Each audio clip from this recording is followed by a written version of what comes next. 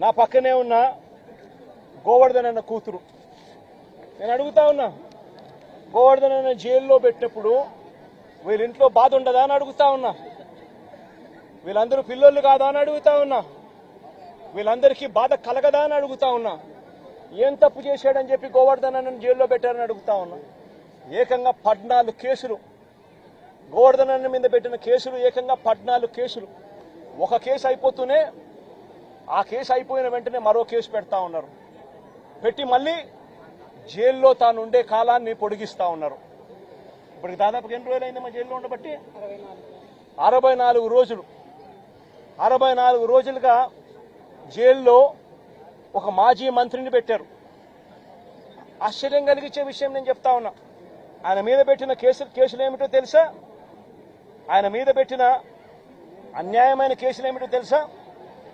గోవర్ధన్ అన్న party central ఆఫీసులో press meet పెట్టి సాక్షిలో పబ్లిష్ అయిన తన ప్రెస్ మీట్ క్లిప్పింగ్ను వాట్సాప్ గ్రూపుల్లో ఫార్వర్డ్ చేశారంట. అదొక కేసు అయ్యా, అదొక కేసు. మనిషిని అరెస్టు.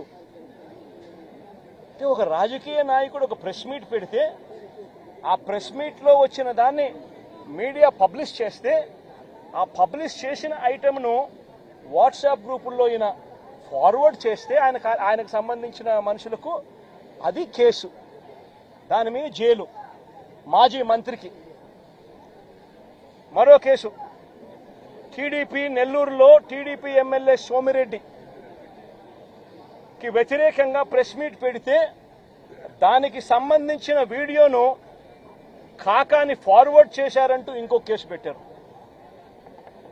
అడుగుతా ఉన్నా, ఒక రాజకీయ నాయకుడు ప్రెస్ మీట్ పెడితే ఆ ప్రెస్ మీట్ తాను పెట్టిన దాన్ని తాను మళ్ళీ ఫార్వర్డ్ చేస్తే దాని మీద మళ్ళీ కేసు. ఉచితంగా తెలుగుదేశం పార్టీ ఇసుకే అన్నారు. ఉచితంగా ఇసుక అన్నారు. ఎక్కడ ఉచితంగా ఇసుకిస్తున్నారని అడుగుతా ఉన్నా. వైఎస్ఆర్ కాంగ్రెస్ పార్టీ హయాంలో రాష్ట్ర ఖజానాకు సంవత్సరానికి 750 కోట్ల ఆదాయం వచ్చేది. ఈ రోజు రాష్ట్ర ఖజానాకు ₹1 రావడం లేదు ఆదాయం. రేటు చూస్తే ఇసుక గత ప్రభుత్వంలో మా ప్రభుత్వ హయాంలో కన్నా డబుల్ రేటుకి అమ్ముతా ఉన్నారు ఇసుకను. గుచ్చెలు విడిగా దోచేస్తా ఉన్నారు రాష్ట్రాన్ని. అలాంటి సందర్భంలో ఇసుక ఉచితంగా దొరకడం లేదని, మీరు చెప్పింది ఇసుక ఉచితంగా ఇస్తామని చెప్పారు, ఆ ఇసుక ఉచితంగా దొరకడం లేదని భవన నిర్మాణ కార్మికులు నిరసన తెలిపితే ఆ గతంలో పోలిస్తే రేటు డబల్ అయ్యింది అని చెప్పి వాళ్ళంతా కూడా నిరసన తెలుపుతా ఉంటే దానికి గోవర్ధన్ అన్న సంఘీభావం తెలిపాడు అని చెప్పి ఆ తెలిపిన దానికి మరో కేసు. ప్రజాస్వామ్యం ఎలా ఉందో చూడమని చెప్పి నేను అడుగుతా ఉన్నా. మీ ద్వారా రాష్ట్ర ప్రజలందరికీ కూడా విజ్ఞప్తి చేస్తా ఉన్నా.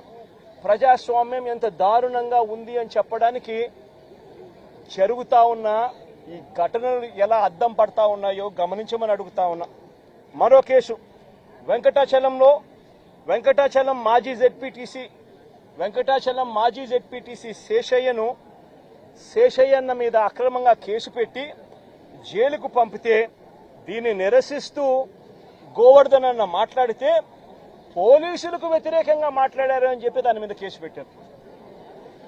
నేను అడుగుతా ఉన్నా, నువ్వు ఏకంగా ఒక జెడ్పీటీసీని తీసుకొని పోయి అక్రమ కేసు నువ్వు పెడితే, నువ్వు అక్రమ కేసు పెట్టినావు అని చెప్పి ఆధారాలతో మాట్లాడిన ఆ వ్యక్తి మీద పోలీసులకు వ్యతిరేకంగా మాట్లాడారని చెప్పి కేసులు పెట్టడం ఎంతటి దారుణమో ఆలోచన చేయమని చెప్పి నేను కోరుతా ఉన్నా. కావలి నియోజకవర్గం ఇంకొక కేసు. కావలి నియోజకవర్గంలో కొల్లదిన్నెలో మా పార్టీ కార్యకర్తలపై తెలుగుదేశం పార్టీ వాళ్ళు దాడులు చేస్తే బాధితులను పరామర్శించి పోలీసులు పక్షపాత వైఖరిని తాను ఎండగడితే దాని మీద కూడా మళ్ళా కేసు పెట్టారు. అంటే ఒక రాజకీయ పార్టీకి సంబంధించిన తన మనుషుల మీద అన్యాయంగా తెలుగుదేశం పార్టీ వాళ్ళు దాడులు చేసినా, బాధితులను వీళ్ళు పరామర్శించినా మా వాళ్ళు పోలీసుల పక్షపాత వైఖరిని వీళ్ళు ఎత్తి చూపించినా దాని మీద కూడా కేసు పెట్టే కార్యక్రమం జరుగుతూ ఉంది. ఇంకా ఆశ్చర్యకరమైన విషయం, ఇది నిజంగా నవ్వాలనో ఏడవాలనో కూడా అర్థం కాని దారుణమైన కేసు. 2024 ఎన్నికల సందర్భంగా 2024 ఎన్నికల సందర్భంగా అంటే ఎలక్షన్ కమిషన్ ఆధ్వర్యంలో నడుస్తూ ఉన్న పీరియడ్లో ఆ టైంలో లిక్కర్ పంచుతా ఉన్నారని చెప్పి కేసు పెట్టారు. లిక్కర్ పంచుతా ఉన్నారని కేసు పెడితే తర్వాత మళ్ళా చంద్రబాబు నాయుడు గారి ప్రభుత్వం వచ్చిన తర్వాత దాని మీద దర్యాప్తు కూడా పూర్తి చేసి ఛార్జ్ షీట్ కూడా వేసినారు కదా, అయిపోయింది కదా. మళ్ళా సంవత్సరం తర్వాత అదే ఛార్జ్ షీట్లోకి మళ్ళీ వెళ్ళి గోవర్ధన్ రెడ్డిని ఇప్పుడు ఇరికిస్తా ఉన్నారు. ఏమయ్యా ఇది నాకు అర్థం కావడంలా. ప్రజాస్వామ్యంలో బతుకుతా ఉన్నామా? ప్రజాస్వామ్యంలో బతకడం లేదా? ఇంతకన్నా దారుణమైనది ఏమైనా ఉంటుందా? అది కూడా తప్పుడు వాంగ్మూలాలు మళ్ళా ఇప్పుడు సృష్టించి ఆ గ్రామంలో ఏదో లిక్కర్ పంచుతా ఉంటే ఎవడో ఎందుకు పంచుతున్నారని అడిగినాడంట. ఈయన ఎందుకు పంచుతావా అని మీరు అడుగుతారా అని కొట్టమని చెప్పి ఈయన చెప్పినాడంట అని ఇప్పుడు కేసు పెడతారు. ఎంతటి దారుణంగా జరుగుతుందో ఒకసారి చూడమని అడుగుతా ఉన్నా. మరో కేసు, అక్రమంగా క్వాడ్స్ తవ్వకాలు చేశారని కాకాని గోవర్ధన్ రెడ్డిపై పోలీసులు మరో కేసు పెట్టారు. నిజంగా ఒక మంత్రిగా ఉన్న వ్యక్తి ఒక మైన్లో క్వాడ్స్ తవ్వకాలు చేశారు అని చెప్పి కేసు పెట్టడం అంటే ఎంత దారుణమో ఆలోచన చేయమని అడుగుతా ఉన్నా. ఈ కేసులో పసలేదు అని చెప్పి కోర్టు నిర్ధారించి A1, A2, A3లకు యాంటిసిపేటరీ బెయిల్ కూడా ఇచ్చింది. గోవర్ధన్ అన్న A4, మరి A1, A2, A3కి యాంటిసిపేటరీ బెయిల్ ఇచ్చినప్పుడు A4 వచ్చేసరికి మాత్రం ఏకంగా జైల్లో పెట్టినారు. ఆశ్చర్యం కలిగించే విషయం ఏంటంటే ఈ కేసులో ఎంత కుట్రపూరితంగా ఈ కేసు పెట్టారంటే ఈ కేసులో ఇదే చంద్రబాబు నాయుడు గారు గవర్నమెంట్లో చేసిన విజిలెన్స్ రిపోర్టు, ఈ విజిలెన్స్ రిపోర్ట్లో వీళ్ళే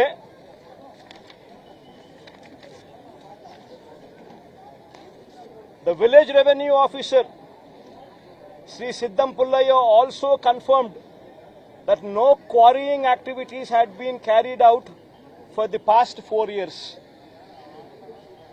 ఈ లేచిన విజిలెన్స్ రిపోర్ట్లోనే ఇదే ఊర్లోనే తాటిపర్తి అనే విలేజ్లో ద విలేజ్ రెవెన్యూ ఆఫీసర్ సిద్దం పుల్లయ్య అనే వ్యక్తి కన్ఫర్మ్ చేసినాడంట no quarrying activities had been carried out for the past 4 years అని. నేను అడుగుతా ఉన్నా, ఏందయ్యా ఇది నాకు అర్థం కావడం లేదంట. ఈ కేసు సరిపోదు అని చెప్పి ఈ కేసులో పసలేదని ఏకంగా SC ST కేసు పెట్టినారు. మళ్ళీ దీంట్లో మైనింగ్లో SC ST కేసు పెట్టినారు. నిజంగా ఎంత దారుణమైన వీళ్ళ పరిస్థితి ఏమిటి అని ఆలోచన చేయమని అడుగుతా ఉన్నా. సేడిజం అన్నది చంద్రబాబు నాయుడులో నరాలలో సేడిజం అన్నది ఎంతగా ఉంది అని చెప్పడానికి ఇవన్నీ కూడా నిదర్శనాలు కావా అని అడుగుతా ఉన్నా. మరో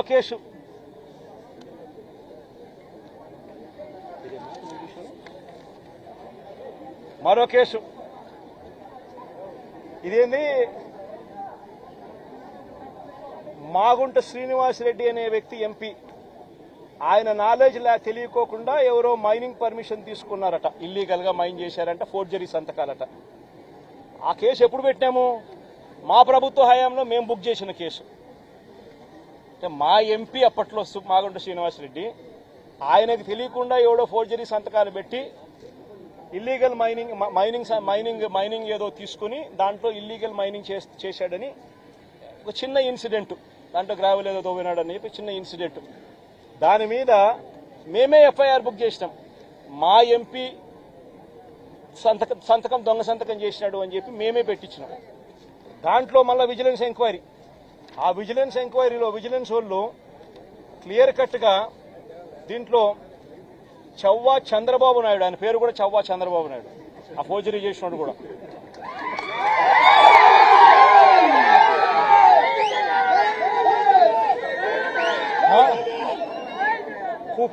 who paid the initial amount through 5 demand drafts as a purchaser అని రాసినాడు.